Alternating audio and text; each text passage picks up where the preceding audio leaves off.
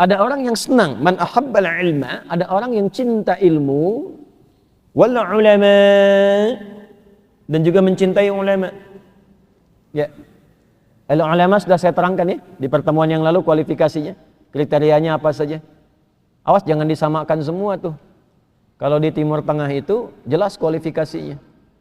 Siapa yang ustadz, siapa yang da'i, siapa yang mubaligh, siapa yang alim, siapa yang faqih, siapa yang mufti, siapa yang qadhi. Jelas. Jadi kalau levelnya sudah alim, berarti dia menguasai disiplin-disiplin ilmu. Tuh, ulama itu jama' dari kata alim. Kalau mufti, wah itu sudah paham perangkat semua, memberikan fatwa. Di Timur Tengah itu kalau ada mufti ngasih fatwa, jangan ditanya dalil. Bisa marah itu. Dan ketahuan gak sopan. Dia berikan fatwa, mana dalilnya katanya. Nah itu, aduh, bisa suruh pergi itu. Kalau nggak percaya saya, cari lagi tempat lain katanya kan. Gitu. Kalau mufti itu sudah manusia dalil. Jadi mufti itu, orang itu sudah dalil. Sudah dalil.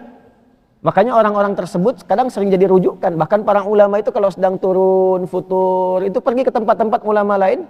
Yang tingkat di atas ya cuma lihat orangnya saja begini, ingat sama Allah, balik lagi tuh. Ya. Itu sudah dalil tuh. Nanti di atasnya qadhi. Nah pulang ke kita semua jadi sama karena disebut satu nama, ustadz, gitu kan? Nah dan ustadz ini jadi murah, saya lihat kok jadi murah gitu sekarang gitu. Ya tapi memang Nabi sudah kasih tanda di hadis Muslim di jilid pertama nomor 11 sampai 12 tuh. Ya. Kama qala Rasulullah sallallahu alaihi wasallam, sayati fi akhir zaman unasun, akan datang nanti di masa-masa nanti menjelang akhir-akhir masa itu akan datang kata Nabi sekelompok orang. Yuhaddithunakum bima lam tasma'uhu wa la yasma'unahu aba'ukum.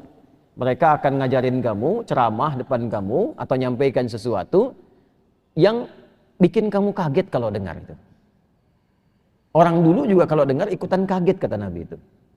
Karena belum pernah disampaikan dari pakem-pakem yang terwariskan. Jadi di Islam itu pengetahuannya itu indah sekali, punya sanad, ada pakemnya tuh. Gak bisa kita bergeser dari situ. Ijtihadnya boleh terbuka sesuai dengan masanya, tapi kaidahnya, pakemnya itu terjaga sehingga di Islam itu semua referensinya itu terjaga dengan baik. Qurannya terjaga, hadisnya terjaga, pemahamannya terjaga, sehingga nggak ada potensi penyimpangan. Coba sholat dari dulu sampai sekarang, subuh masih 2 rakaat kan? Caranya sama kan? Ilmunya pun terjaga, fikihnya terjaga. Jadi nggak bisa orang fatwa sembarangan.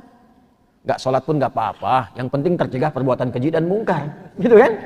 Ya, kan fungsi sholat itu mencegah perbuatan keji dan ini pakai dalil lagi. Inna sholata tanha 'anil fahsya'i wal munkar. Jadi kalau sudah bisa mencegah perbuatan keji dan mungkar, gak usah sholat katanya. Kan udah tercapai tujuannya.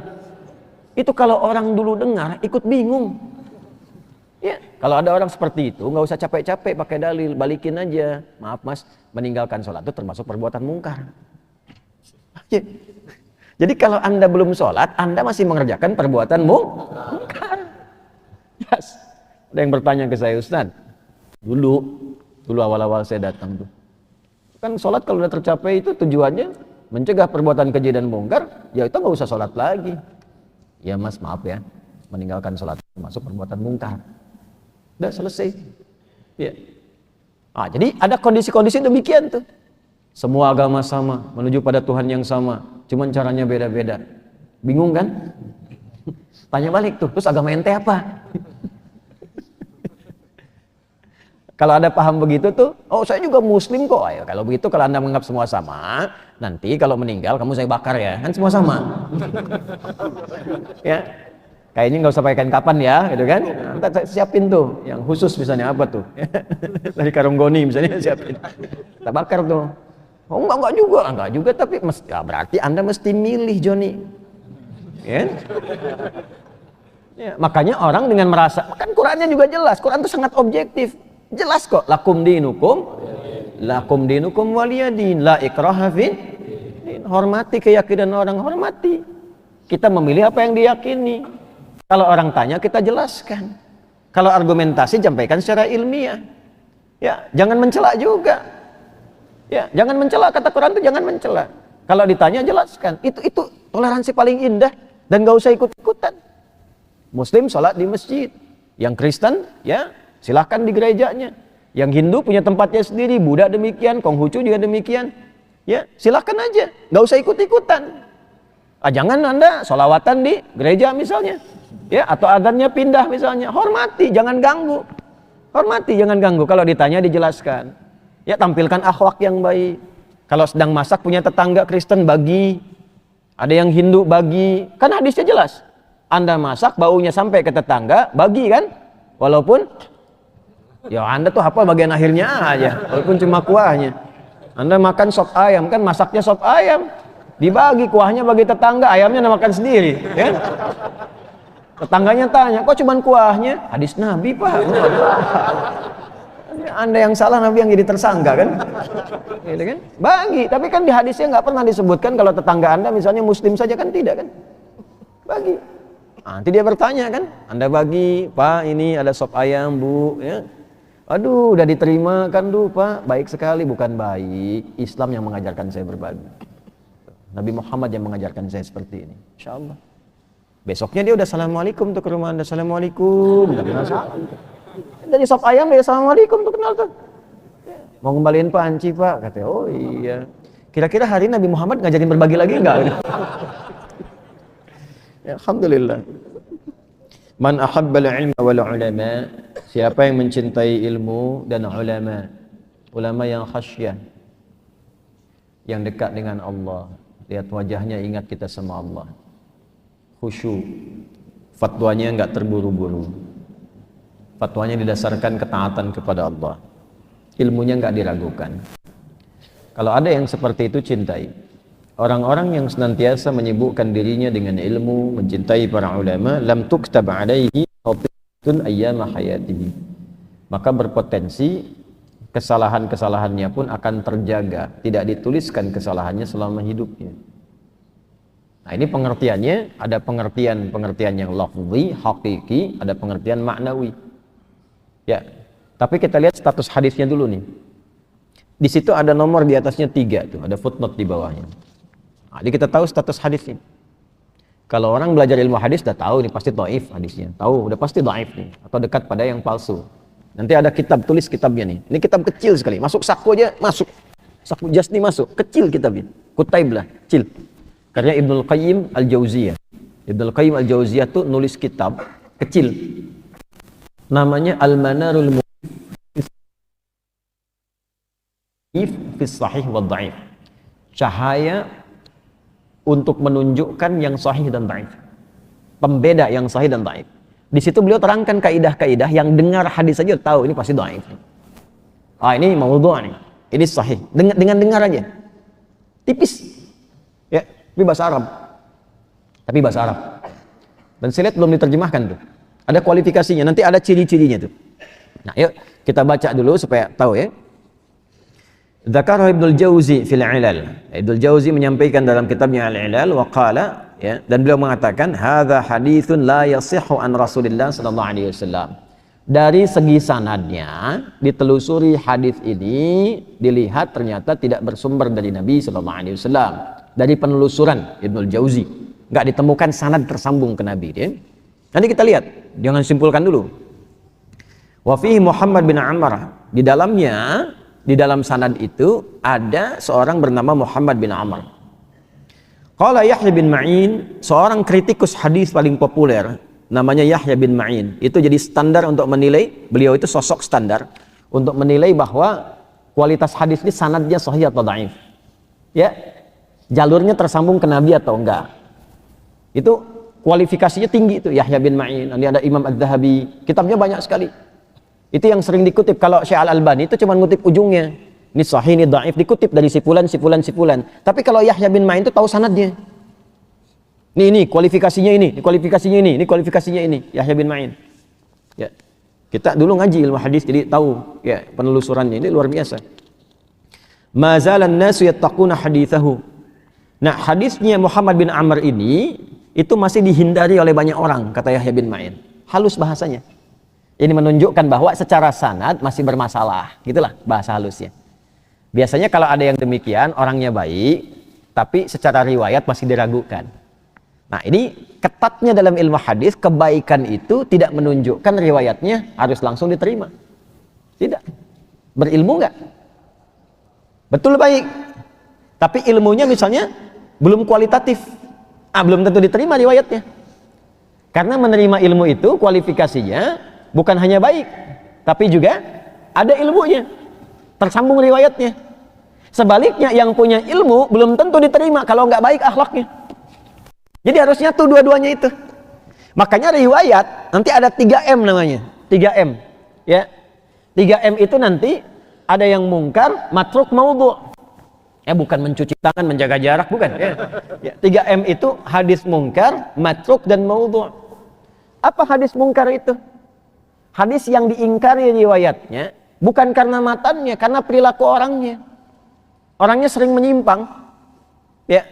Misal diketahui ada orang, mohon maaf ya, dia kelihatan sering berbuat menyimpang, ada yang mabuk, ada yang apa, tiba-tiba nyampaikan hadis, itu nggak diambil riwayatnya. Supaya apa? Supaya riwayatnya nggak jadi fitnah. Kok riwayat disampaikan oleh orang mabuk? Pantas begitu riwayatnya pemabuk katanya. Imam Al-Bukhari itu jauh-jauh dapat info, beliau jalan. Ada orang yang punya koleksi hadis, cuma orang itu di satu tempat. Datang ke situ. Tiba-tiba saat datang, ditunjukkan orang tuh orangnya kan. Dia sedang bermain dengan hewan. Ada yang menyebut keledai, ada yang menyebut ayam.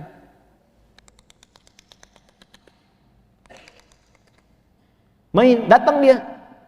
Kayak mau ngasih makan, begitu datang, makanan gak dikasihkan. Nah, dibalik lagi. Gitu kan? Makanan gak dikasih.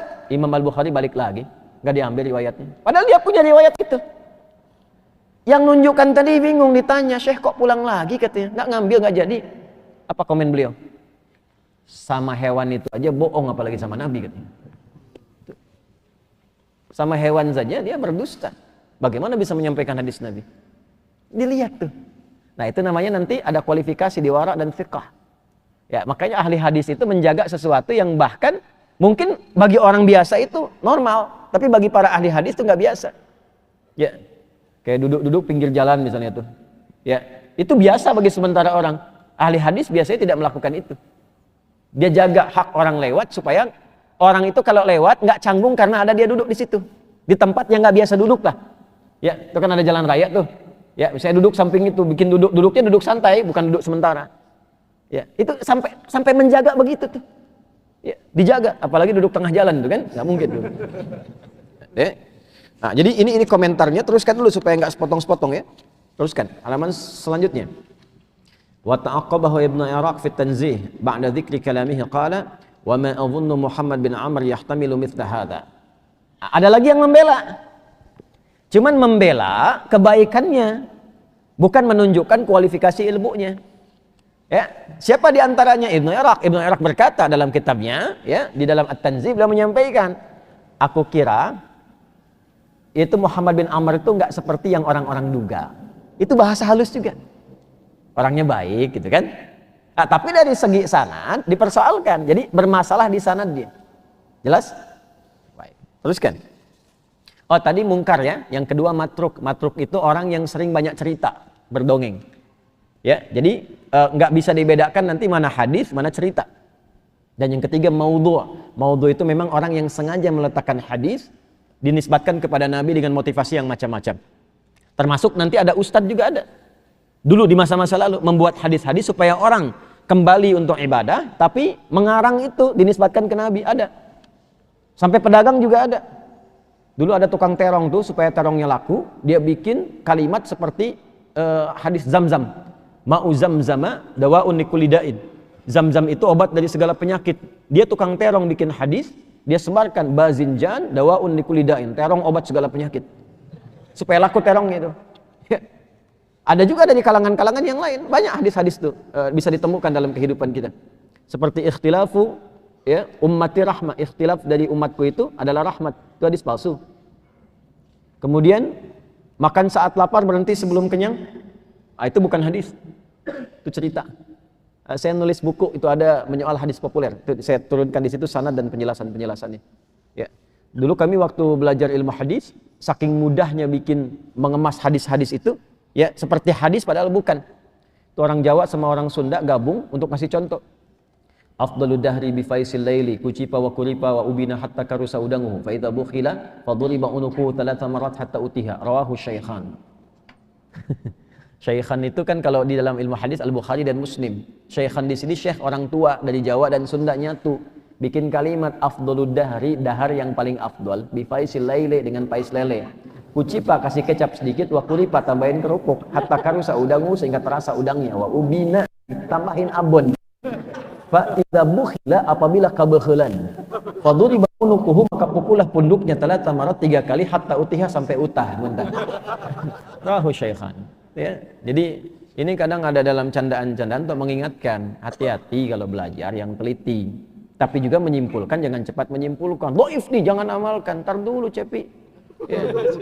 Ya, cepat pikirin dulu gitu, jangan langsung disimpulkan. Ya, tes dulu. Nah ini gambarannya gitu ya. Qultu ya'ni li'annahu min rijalil arba'ah. Kenapa? Karena ini termasuk dari 4 bagian yang dinilai baik. Wallahu ta'ala a'lam. Wadh-dhahir anna al-bala'a mimman dunahu. Dan yang nyata kami perhatikan bahwa ujian yang dimaksudkan kurang kredibel itu adalah sosok selain beliau, ya, bukan beliaunya. Qultu qala adz-Dzahabi fi Talkhisil Wahiyat. Imam Dzahabi menyampaikan dalam kitabnya Talkhis, hadza man wada'a Abdurrahman bin Muhammad Al-Balkhi Syekhul Ibni Razqwi, ya, atau Razqwi, wallahu a'lam. Jadi yang menyampaikan ini, yang menuliskan ini bukan Muhammad bin Amr, tapi kata Imam Adz-Dzahabi adalah Abdurrahman bin Muhammad Al-Balkhi. Jadi secara singkat, hadis ini secara sanad bermasalah, ya kan?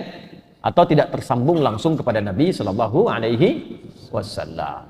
Secara matan bagaimana? Secara matan. Dan apa motivasi para ulama menampilkan hadis-hadis dhaif atau maudhu dalam bab keutamaan? Ada 2 nanti. Nah ini penting belajar di ilmu hadis, pakai ilmu kita bacanya. Yang satu, kalau Anda temukan hadis-hadis dhaif misalnya, atau bahkan palsu dalam kitab ulama, itu biasanya bukan ingin menjadikan sandaran sebagai hujah secara langsung, tapi ingin menunjukkan perbedaan antara sahih dengan dhaif, tujuan pertama. Jelas ya? Sebab kalau nggak ditampilkan nanti orang nggak tahu mana sahih mana dhaif. Makanya kalau Anda ngaji yang Al-Bukhari gampang, sahih semua. Sahih semua sudah. Hadis Muslim sahih semua jelas. Tapi kalau Anda buka Sunan Ad-Darimi misalnya, gimana bedakannya? Terus kalau Anda nggak kenal yang di situ, sementara udah Bukhari aja misalnya, itu berpikirnya dangkal. Kenapa? Karena nggak semua hadis itu ada di kitabnya Imam Al-Bukhari.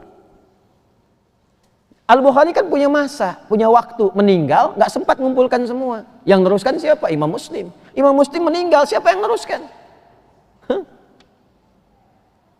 Al-Hakim Naisaburi dalam Al-Mustadrak, Al-Hakim Naisaburi meninggal, siapa yang teruskan? Nggak ada.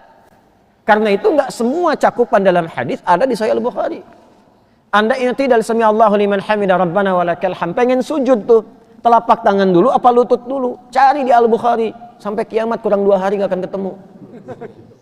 Karena hadisnya nggak ada di situ. Al-Bukhari itu tema umum. Kalau pengen ngaji hadis terkait bab fikih, buka kitab Sunan. Kitab Sunan itu kitab hadis yang disusun berdasarkan urutan fikih.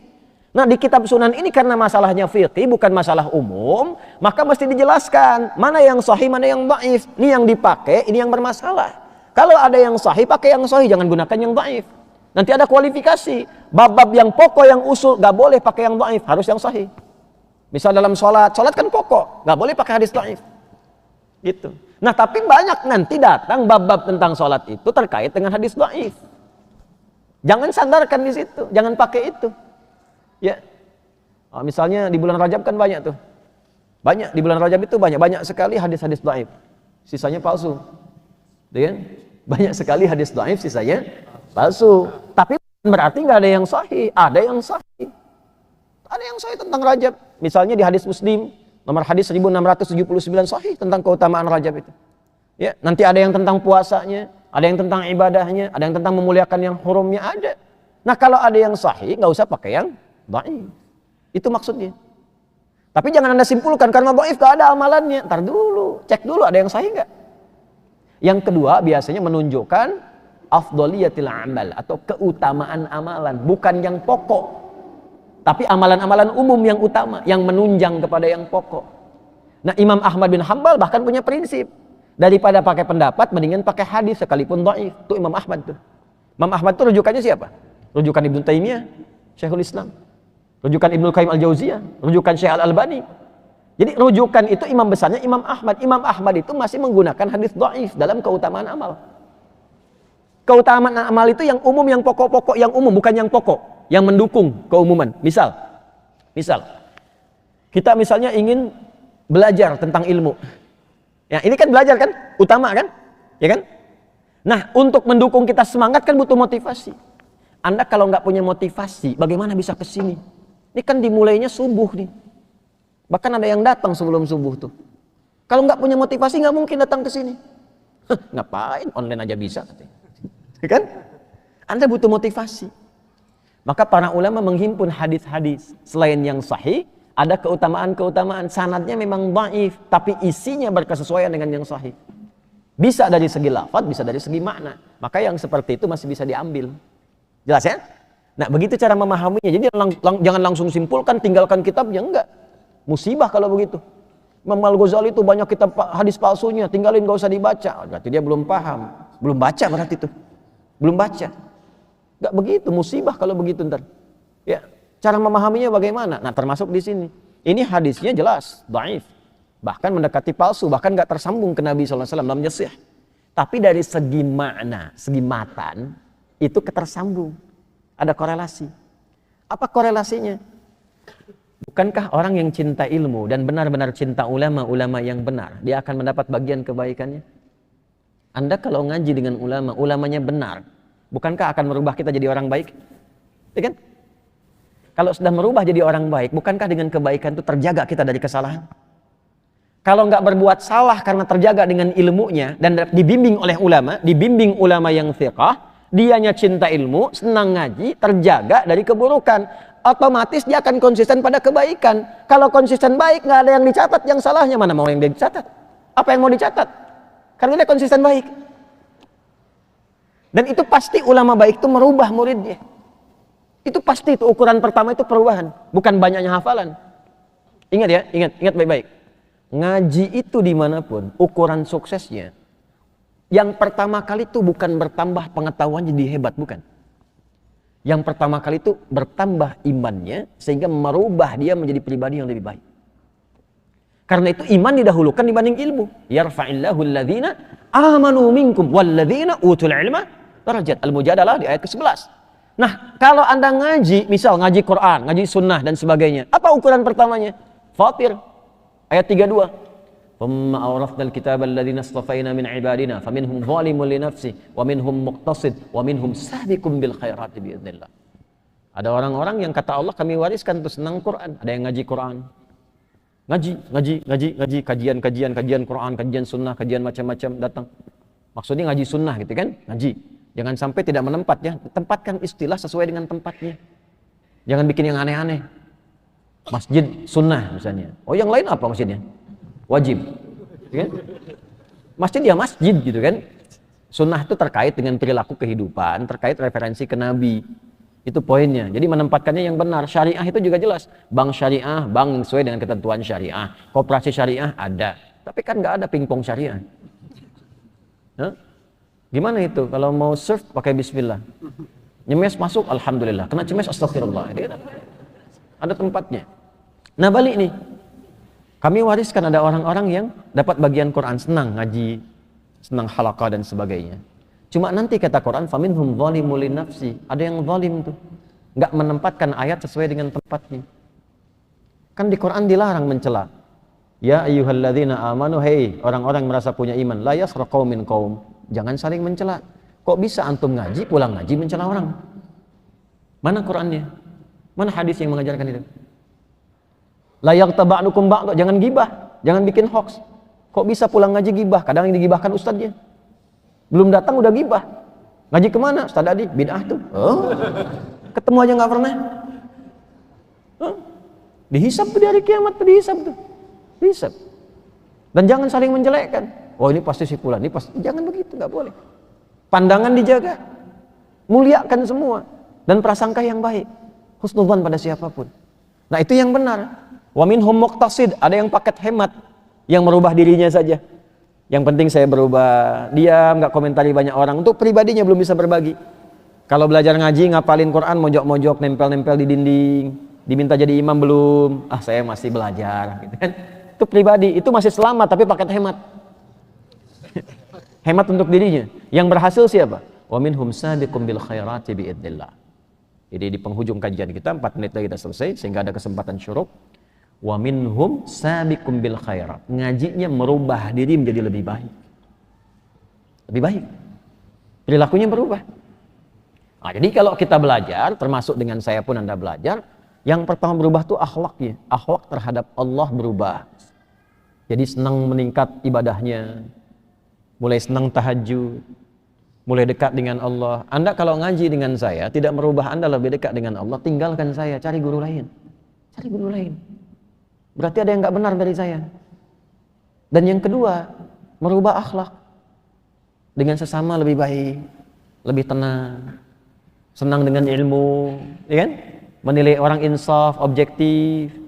Kalau ada yang tak tepat, tidak sepakat, jangan dijelek-jelekan, tinggalkan aja, enggak apa-apa, sudah itu.